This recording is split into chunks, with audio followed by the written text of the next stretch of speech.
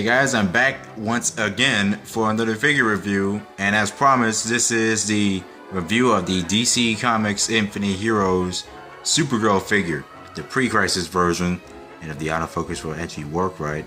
And yes, you see behind me, behind the figure is obviously Helen Slater's Supergirl material, even though this figure has no resemblance of Helen Slater. But I'll get to that in a little while. So anyways, before we get started with the review of the figure, let's go look at the package first. So the package here shows DC Infinite Heroes, DC Universe Infinite Heroes, and there aren't any, an army of heroes within your grasp, which is this giant hand over here at the back of the package, and this is just a display part of the package, showing the figure, even not in there anymore. I did have this for quite a while, so I can just show this review. So there's the Crisis Supergirl Series 1 figure 43. Nothing special at the bottom. So in the back of the package, obviously loads of information. There's the other figures you can get, which I probably won't be interested in getting because I only got a Supergirl figure for a reason. Just to help out with Christopher Reeve, obviously, which I'll get to even more information about that later. So we got a lot of bio and information about Supergirl at this entire thing. If you want to read that, go ahead and pause the video, obviously. And there is the other figures I've explained before. So basically, this is pretty much it for the package, and every DC Infinite Heroes figure that's a single base figure is going to be having this much in the package, and any other kind of like 6-pack or something like that will have, I think, a lot more information, or it's just information on the battle. So yeah, that's it for the package. So now let's start with the figures. So pretty much, here's the figure's likeness. I can't tell who to really think about on the package of, on the package of the figure, but I can't really tell about the likeness. I'm not sure who that looks like, but this is kind of generic. But due to the costume style, I'm going to say this kind of almost matches what it could have been like before they even filmed the original Supergirl film of 1984. And we'll show an image of that in a little while.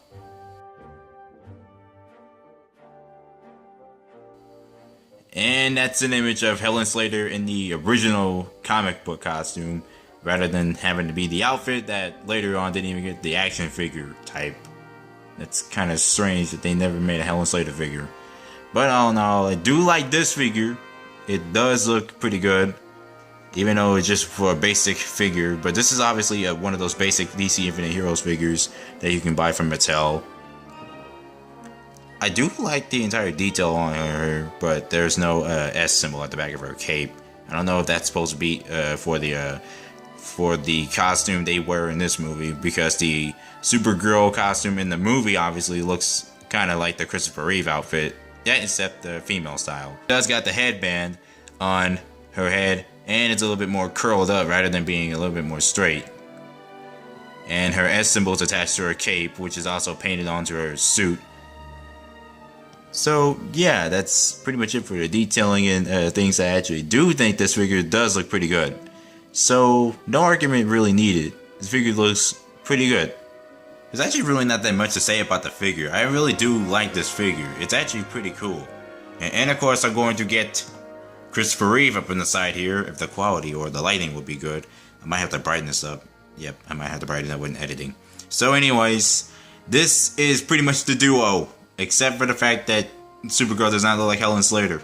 That would have been the case if Mattel actually would make this Helen Slater figure in the future. That they do, I would immediately get it out the store. So anyways, I do like this figure, but I am going to give it kind of a solid rating of a solid 6.5, because it's really not interesting. But if you do want a classic Supergirl figure to, I don't know, match anything that's classic like Supergirl, or sort of like that, sort of like the movie, then I definitely would pick this figure up. But anyways, I'm going to be ending this review saying that I do like this figure, and I do think you should pick it up if you are interested in a classic Supergirl figure. And once again, the likeness is, not the likeness, the autofocus. And of course the likeness doesn't look much like Helen Slater, but if you want a Supergirl figure that's based on the original costume that he was going to wear from the movie, I definitely would pick this up. So anyways, that's it for this review of the DC Infinite Heroes Supergirl figure, and I hope you guys enjoy it. So as always, I'll be seeing you guys later. I'm gonna continue watching Supergirl Uncut again because that film is better when you get the uncut version. So buy that version, like I said in my Christmas haul video. Buy that version. Don't get this one. Because Warner Brothers stole, well, the international version from Anchor Bay. That's all I gotta say. And in this review. See you guys later.